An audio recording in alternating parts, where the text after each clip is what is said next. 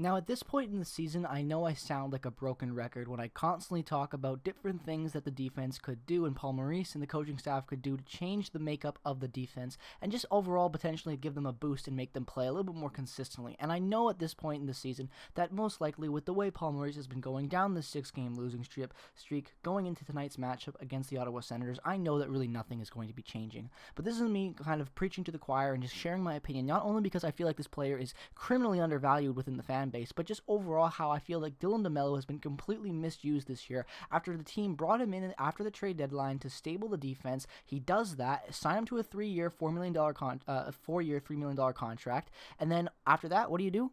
You use him as a third-line defenseman, and that's where I get a little bit confused, because when you look at Dylan Demelo's defensive stats only, as a defensive defenseman, he is without a doubt one of the best defensive defensemen in the NHL, and you might be disagreeing with that, but the advanced stats don't lie when it comes to this, and in my opinion, neither does the eye test. And now again, this is just my opinion, but I feel like Dylan Demelo is criminally underrated within this fan base. He brings so much to the table, even offensively, and I know you might be thinking, well, he doesn't put up any points, he doesn't score and all this stuff, but it's what he does to contribute to the offense in a little bit, in little tiny situations that really help push the forward core and just the overall flow of the game through the neutral zone very well at times. And also, not to mention, he's very good at holding line and judging the best play to make from the blue line, and that's something that a lot of our defense don't have the ability to do. When you look at what Logan Stanley brings, for example, as a rookie, he hammers the shot almost wide all the time, but he constantly puts the puck on net regardless of if there's a lane or not. Same with Josh Morrissey this year, especially when you watch him on the power play. The guy just lets go the shot from the blue line, consistently, and what does it do? It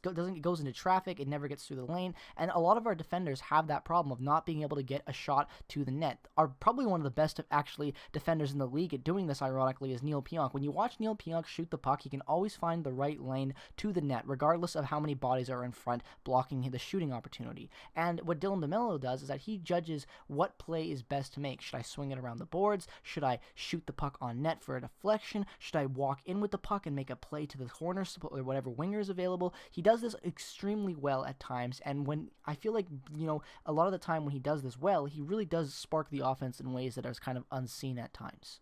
And what brings me really to this video and the fact that why I think he's underrated is the fact that Paul Maurice used this guy as a third-pairing defenseman to kind of make the other defenders on our team look better. Well, that makes sense at times because you might be thinking, oh, spread the depth, make your team better. But when you have Dylan Demelo playing like 14 minutes a game averaging this season or less than that, and you have a guy like Tucker Pullman, Nathan Beaulieu before the injury and whatnot playing on your top pairing averaging like 25 minutes a game, you can see where the issues start to build up around this core. And I feel like Dylan Demelo is kind of the underrated aspect of this defense and why it's crumbling. Because if you play Dylan Demelo with Josh Morrissey, not only does Josh Morrissey's defensive stats, in my opinion, go significantly up because of the play that Dylan Demelo will bring, but you make Josh Morrissey more or less back to the form he was when he had the defensive core that we did going back to the 2018 conference run and all of that with Bufflin, with Trouba, with even Tyler Myers. And when you have that ability to potentially add a spark to Josh Morrissey's game to make him play better, I think it's asinine of you not to try it. And Dylan Demelo and Josh Morrissey, we've seen this season, has worked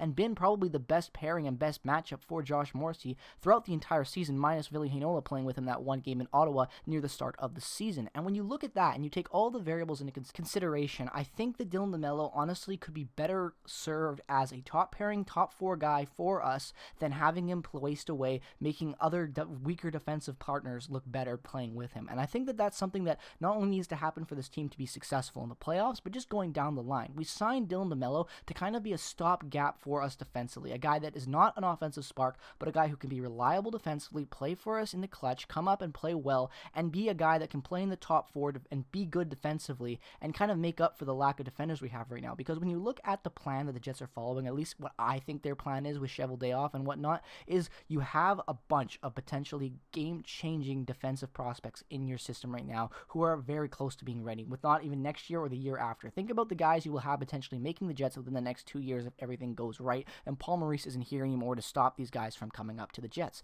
You would have Ville Heinola coming up, most likely even now he could be ready, or next season at the latest. Then you have Dylan Samberg, a wild card who could be playing right now potentially, or next year after a full season with the Moose. And then you have a guy like Declan Chisholm, an up-and-coming AHL rookie coming off of very good offensive campaigns in the OHL, a guy who was shown to be very consistent, I felt, at times playing with the Moose throughout their defensive lineup at time with different partners, and a guy who who honestly is a 6th round draft pick that we traded for and got in return for the Drew Stafford swap way back when we traded him to Boston at the deadline. So it's just another late round grab that Cheveldayoff had, and in my opinion, I think Declan Chisholm has more upside than what Sami Niku would have had per se as a late round offensive draft pick, because although Declan Chisholm brings a lot of offense, as we can see with the Moose, he actually has better defensive structure than what Sami Niku ever really did with the Moose. So if he can develop his game better and be more of a harder physical defenseman who plays a good defensive game, as well as can contribute offensively, the Jets are really set for the future with guys coming up, not to mention Cole Perfetti and whatnot. We have a lot of good prospects, and we're not in a situation where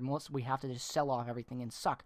The only problem with this defense is that it's been mismanaged, and I will stand by that as my opinion. I think this Jets team is far superior than what they see on the ice, even without the 6-game losing streak we're currently on. When you look back and throughout the last couple seasons, the mismanagement that has gone on with the roster, with Paul Maurice and whatnot, I feel like if this team was properly structured with a new system, with a new coach, I feel like we could definitely be better than what we are, even with the horrible defensive players that we have currently with our pairings.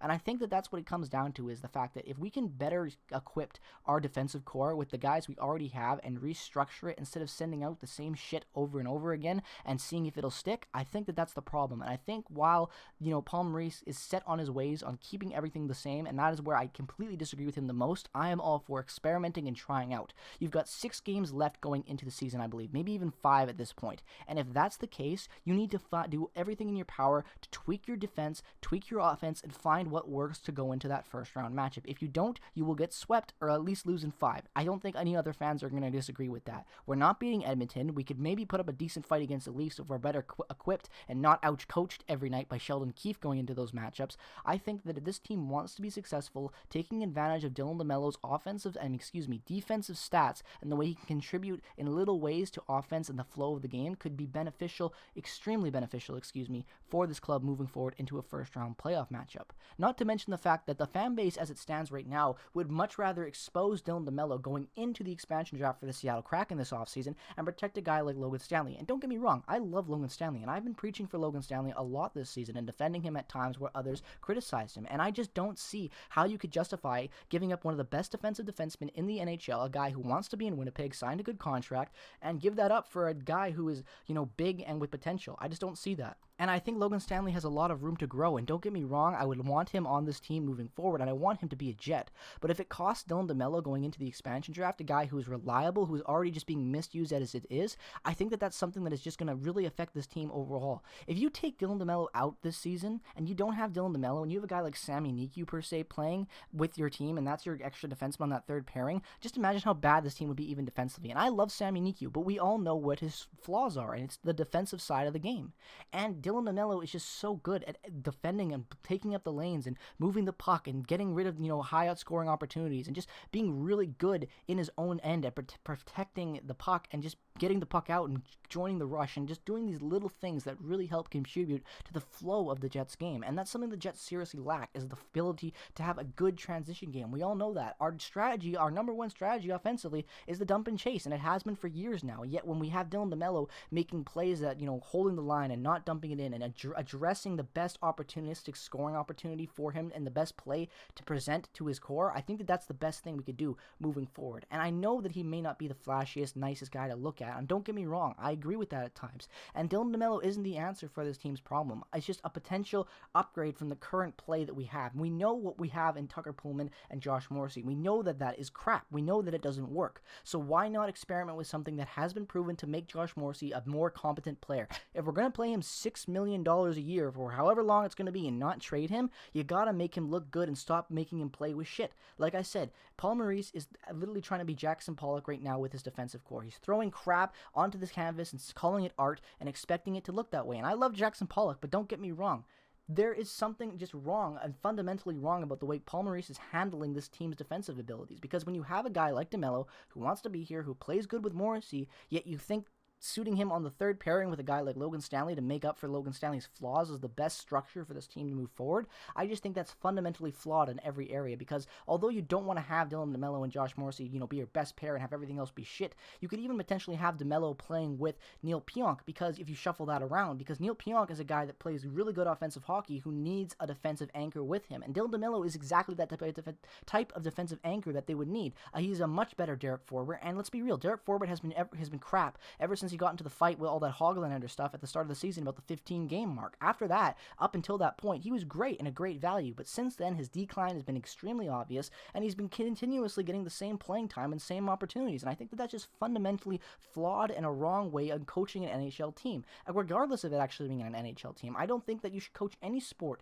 like that by keeping shit out there, sending out the same problem with flaws and all whatnot it is, and expect it to be better when you're playing against teams that are fundamentally better and know your system and just outcoach you and getting outplayed consistently for the last 6 games and honestly even before this losing streak. So I think the Jets should experiment with Dylan Demelo, see where he fits better and help how he could potentially bolster up that top 4. And then if you really have to, throw in a Ville Heinola, mix it up a little bit. The Jets need to do something, and they have so many different options and tools at their fingertips to fix these problems or potentially at least be a better stopgap than what they currently have. And I just think it's asinine that they don't do anything to fix that, because the Jets are a good team. We know that. They're just being completely mismanaged and miscoached and not properly equipped to go out against these tough matchups every night, against the Oilers, against the Leafs, and hell, even against the Habs at times. So why is this a problem? It's because the Jets and Paul Maurice refuse to adapt the lineup, and I think Dylan Demelo could be that piece we're looking for that could help spark everything going into the playoffs. But let me know all your thoughts down in the comment section below as always. Do you think Dylan Demelo could potentially be a game-changing piece for that top 4 if you had a consistent role with Josh Morrissey or Neil Pionk? Let me know all your thoughts down in the comment section below as always. If you're a fan of the Winnipeg Jets, but more importantly a fan of hockey regardless of the team you root for, definitely consider dropping a subscription as we are approaching that road to 1K subscribers, and any support you can give the channel is greatly appreciated. Follow all my socials down in the description below. Turn on notifications for the channel if you haven't already. Peace, love, and positivity as always, and I will see you guys in the next video. Go Jets, go. Let's hope for a win tonight. It's going to be interesting. Also, just quickly announce, if you guys are already made it this far, I will not be streaming tonight's game. It is my birthday, actually, so happy birthday to me. I won't be, I'll be busy with family and whatnot, so I won't be streaming this game, but I will be doing my best to most likely stream that Wednesday matchup against the Calgary Flames. So I'll see you guys in that live stream. See you in some more content coming up. Hope you guys have a great night. Like I said, peace, love, and positivity, and bye-bye.